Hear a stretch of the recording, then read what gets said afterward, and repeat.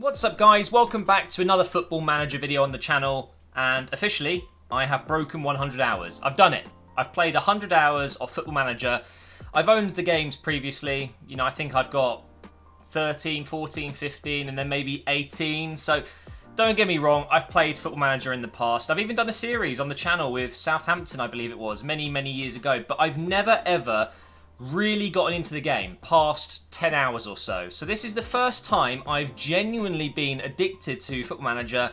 As you guys know, I made a video talking about my new addiction, and I'm 100 hours in, and I thought I should do kind of an update video.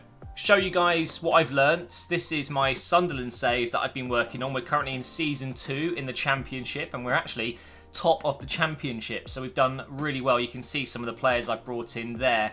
So, I've learnt a lot. Basically, I've learnt a lot since I started. 100 hours is nothing compared to probably most of you watching this video that play this game. I've seen people with 2,000 hours on this game. So I am still completely new to this game. But after 100 hours, I have some things that I want to share to you guys, especially to those of you who play the game recently and just picked it up like I have and would like to know what I've learned. You can kind of compare your own experiences and maybe it's going to help some of you guys improve. I don't know. I just wanted to do this because it's going to be interesting for you guys to see the difference between a video that I made a couple of weeks ago and a video that I'm making today and how much I've learned. So the first thing I want to talk about is transfers. Not the negotiation, but what impact it has on the team.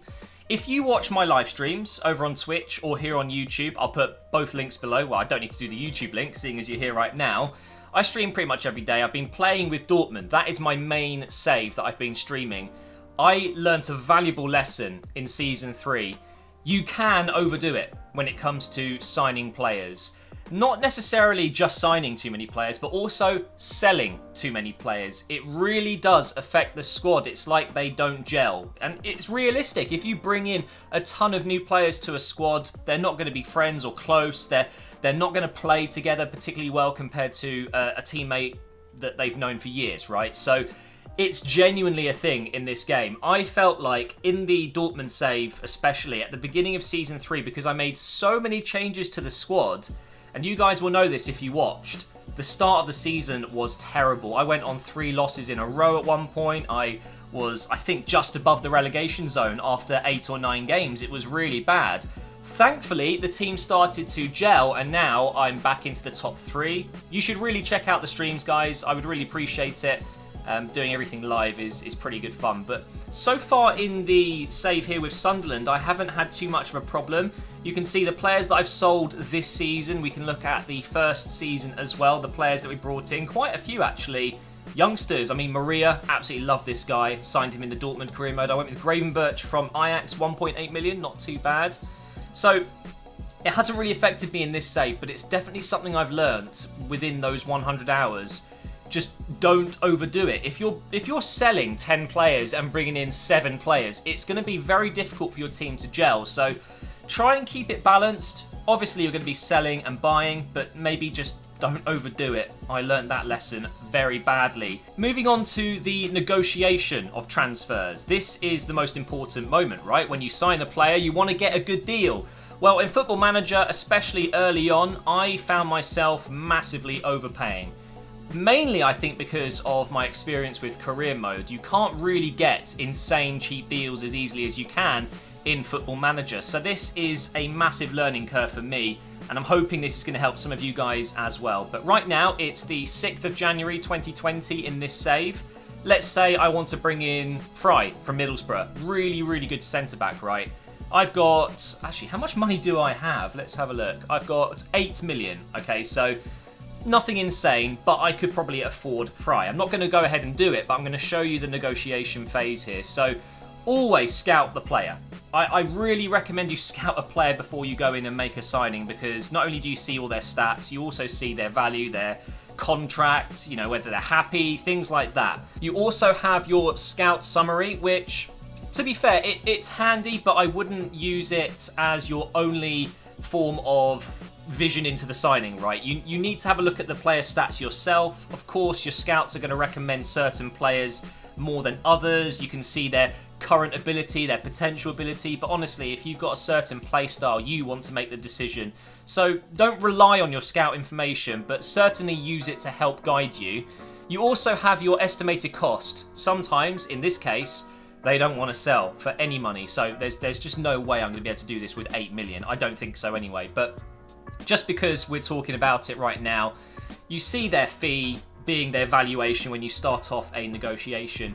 If you feel like you're underpaying, if you're undervaluing the player, you're probably not. You're actually more likely to get a cheaper deal than you think. It's not easy, and it absolutely takes time to master it, but eventually you do start to find little ways to cheapen deals. For example, I have found I get a lot of success using installments, especially the 12 monthly installments, which I wouldn't recommend using all the time because you lose money for a long length of time. It's obviously more of a cash flow bonus. You've got more money in the bank, you're paying away bit by bit over the years, but adding in additional fees, clauses, it's a really great way to get a deal over the line without busting the bank, you know, without completely spending all of your money. So honestly, the one rule I stand by now is if you feel like you're not offering enough money, you probably are. And if you're not quite there, don't overdo it. Don't double it. Don't triple it. It's not really worth it. You can get deals done really cheap in this game, especially if you can unsettle the player, which I did in my Dortmund career mode with Jonathan Tah. If you were watching that stream, you saw how I did it. I made an offer. They obviously rejected it. I cancelled it. I said that he was my top transfer target in the media. I got Royce asking, you know, for him to join in the media as well. So you make it known to the player that you want him, but just wait. Just bide your time. There's no rush. If you're getting within days of the window, that's when you should start to really make things go and make things happen. But before I knew it, Jonathan Tah was upset that they weren't letting me sign him. He wanted to go to Dortmund and he wasn't allowed to. So he requested to be put on the transfer list, and bang, I signed him for 35 million when I was looking at 80. So it's very important that you take your time with negotiations. Don't offer too much money and use the clauses, use the installments. It really helps you out. Right, let's move on to the next topic. We will be talking about sharpness, match sharpness. Of course, fitness is important as well, so don't get me wrong, that is also very important that you keep your players fit. But I'm going to be talking about sharpness. That's the second percentage you see. It's very, very important you keep that high. I've learned the hard way. I had a lot of my reserves and substitutions on red, quite literally below 50% sharpness, which is just really not very good if you get some injuries, suspensions, because when you bring those players in, they are simply not ready to play and they perform terribly. So this is the next thing I want to talk about. It's very important you try and keep that match sharpness high. At least I would say 70 plus for your reserves, 80, 90 for your subs, and of course 100 for your first team. That is kind of where I want my players to be. Now, one of the best ways to keep match sharpness up for players that aren't playing in your first team very often is to make them available for your under 18s or under 23s. And it's very simple to do that. There's two ways you can do it. You can go into your squad list here and, you know, select the players that you want to play in the 18 squad, the 23 under 23 squad, by simply highlighting them, then right click, and then you want to go ahead, go to squad and then make available. You can go ahead and do that, make available for the under 18s. You can even ask them to do it just until they're match fit and then drop them so they don't overplay. Another way you can do it, and it's a little bit easier maybe because you're not manually choosing the players yourself, you can go to staff, responsibilities, and then the under 23s and under 18s. And what you can do here is set the first team players in need for match fitness to be available for this team. So your staff will handle it for you. I've actually turned it off on the under 18s. I don't know why, but we're going to go ahead and save that. So I've got it saved. And that will help you so much keep your match sharpness up, because the game will recognize, or your staff will recognize, when certain players are lacking match sharpness. So for example, they'll be seeing McLaughlin here. I don't use him. He's my second goalkeeper. I rarely play him. I've only played him recently because I had an injury to Peacock Farrell, but he would probably be recognised soon as a player that's lacking match sharpness, and they will play him in the under-23s for a game, and that will help build it up. I mean, they gain a lot of sharpness very quickly if they play a couple of games. So that's a really great way to keep it up. But honestly, the best method and the easiest method is to rotate your squad. When you're coming up against a team that maybe you know you should be beating, if they're bottom half and you're in really good form, just swap out 3 players, give one of your strikers a rest, and bring in your second striker for a game. So the next thing is tactics. This was, I think, the steepest learning curve for me, and I'm still rubbish at it. I really am. Changing my tactics. I've learnt very, very quickly, actually, that changing tactics too often is really, really bad. You've got a thing called familiarity in Football Manager, and I'm sure a lot of you guys are watching this like, well, yeah, obviously, I know all this, but this is more for the people that are just starting out. You might get a couple of bad results and you're like, right, that's it. I'm not using this tactic anymore. I'm changing tactic. It's almost the worst thing you can do. You need to stick at it. If you're going to change your tactic, don't change the entire thing. Make small changes. So, for example, if playing out the defence isn't working, just turn that off and try something else, but leave everything else.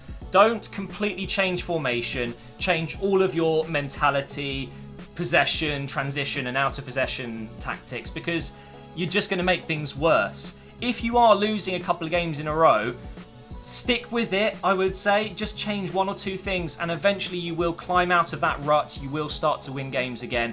It's just one of those things. But the key thing, the massive learning curve for me was to stick with a formation that you think works. Maximum 2.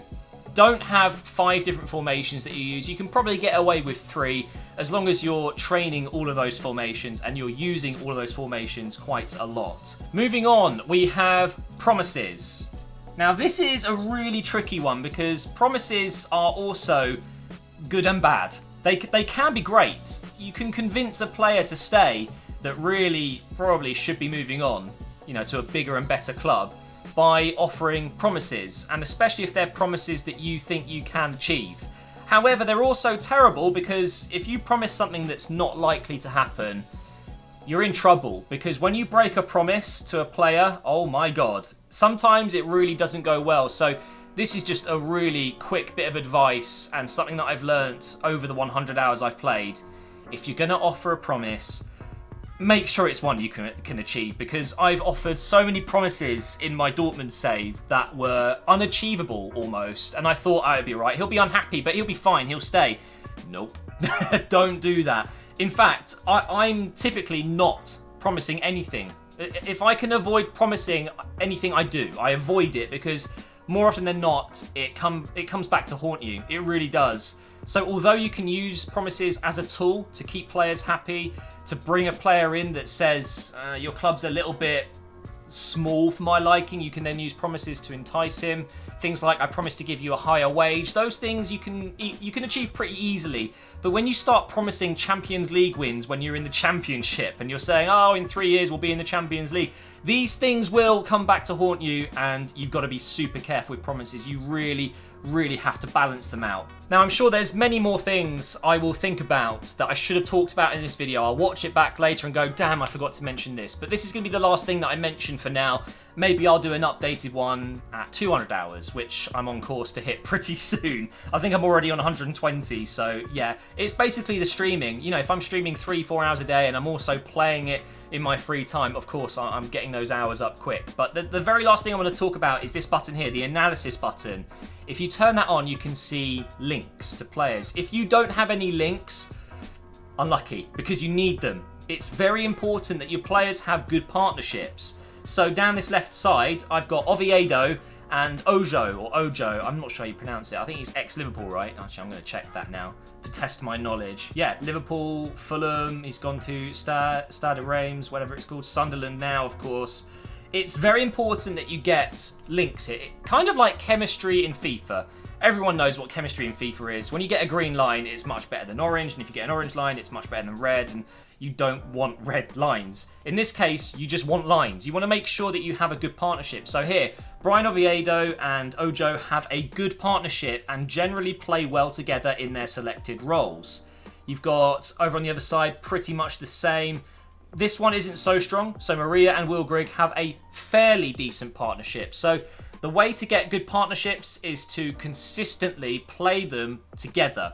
So this is how they work. You get two centre mids combining their two centre backs, your wing backs combine to your wingers, you've got your striker and your cam.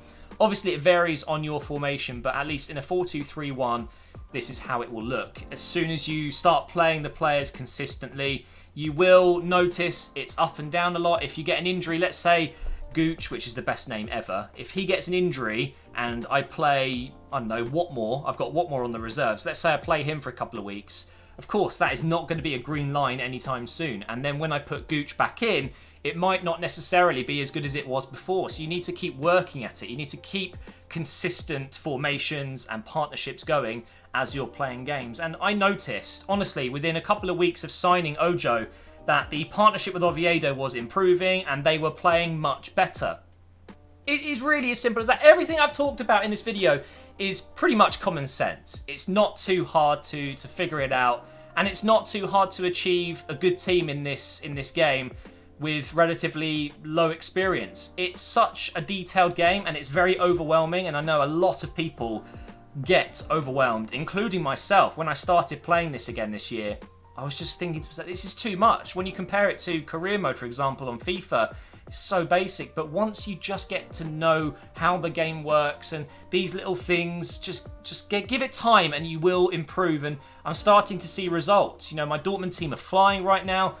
My Sunderland team are killing it. We got promoted instantly with, I think, one loss in League One. And now we're in the Championship. I mean, let's see how I'm doing in the Championship. So I believe I've only lost once here as well. I'm in the wrong menu. Hang on a sec. Let's go back here. Let's go to the league table. So, yeah, I've lost one game. And that was a shame. I think it was actually against Brentford. Yeah, against Brentford. It was a 3-2 loss. So I'm absolutely killing it again, straight away in the second league. Of course, Sunderland, though, is a bit of a poor example because they do have a very strong team for League One and actually a strong enough team for the Championship with a couple of signings. So, you know, you might not get as instant success as you might with Sunderland with a different team. But I'm starting to really learn this game, and it's a lot easier. It really is, and I'm really enjoying it. So I believe the game's still on sale. So if you're watching this now and you're not too sure whether you want to try it or not, at least try the demo. There is a demo on Steam. You can play the first 6 months of a season, and if you want to carry on, when you buy the game, you can then carry on where you left off. It's a really good way of testing out the game. And honestly, good luck and enjoy yourself, because you're going to lose a lot of your life to this game. I'm really enjoying it, and I have been asked a lot recently, what does this mean for career mode? I'm still going to be uploading career mode when FIFA 20 comes out. I think I'm done with 19. I don't think I plan on uploading any more FIFA 19 career mode. We'll see, never say never, but I'm just loving this too much right now, and yeah, it's really good fun. But thank you for watching this 100-hour update. Hopefully you've learned something from this video if you're new to the game like I am. 100 hours sounds like a lot, but it really isn't, and I've got so much more to do, so much more learning to do, and I will keep you guys up to date on how I'm doing. Thank you for watching, and I will see you in a stream hopefully very soon.